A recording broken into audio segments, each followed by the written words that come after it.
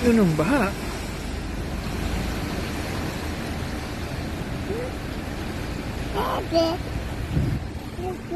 Hmm? Ako nakita mo fish? Saan yung fish? Maraming fish doon malapit sa bahay. Turo ka na turo niya ng fish yan. Hindi daw eh. Diretso ba ituro mo? Kasi turo mo. Nag-aayos sila nun. Hindi turo ng turo dyan. Sino busino? Nasa likod ata natin. Hindi mapapalit. Ay, gusto niya mauna?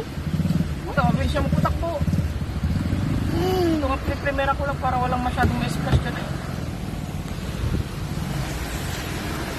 Ano ba yun?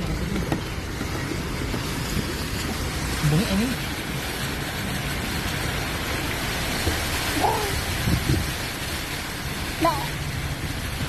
Ituro mo. Yung hinto turo na yan ah. Ito.